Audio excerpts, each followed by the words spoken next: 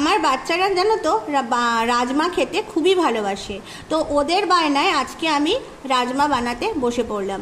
আর রাজমা বানানোর জন্য আমি এখানে 250 গ্রাম রাজমা ভালো করে জল দিয়ে ধুয়ে পরিষ্কার করে সেদ্ধ করে নিয়েছি।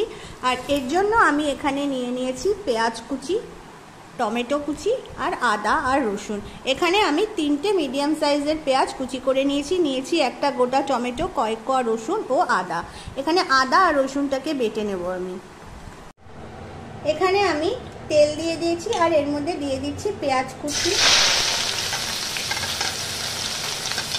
পেঁয়াজটাকে এখানে আমি একটু ভাজা ভাজা করে নেব।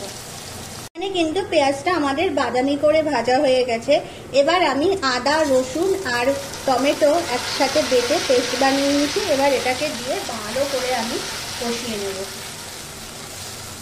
এখানে আমি দিয়ে দিচ্ছি ধনে, জিরে, কাঁচা আর শুকনো লঙ্কা বাটা এর মধ্যে আমি দিয়ে দিচ্ছি। আমার মশলা একদম কষানো কমপ্লিট, দেখতে পাচ্ছ কতটা তেল ছেড়ে দিয়েছে। এবার আমি সেদ্ধ করা রাজমাগুলো এর মধ্যে দিয়ে একটু কষিয়ে নিচ্ছি।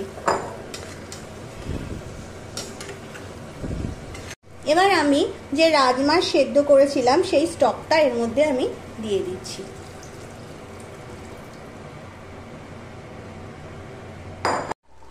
এখানে আমি সামান্য পরিমাণে দিয়ে দিচ্ছি শাহি গরম মশলা। এখানে আমাদের রাজমা একদম রেডি এখন পরিবেশন করার জন্য। এই রেসিপিটা ভাতের সাথে তো অবশ্যই ভালো লাগে, এছাড়া রুটি, পরোটা সব কিছুর সাথেই কিন্তু ভীষণই ভালো লাগে খেতে। তাহলে তোমরা এই রেসিপিটা অবশ্য বাড়িতে ট্রাই করো আর আমাকে জানিও তোমাদের কেমন লাগলো। তো আজ এই পর্যন্তই, টাটা।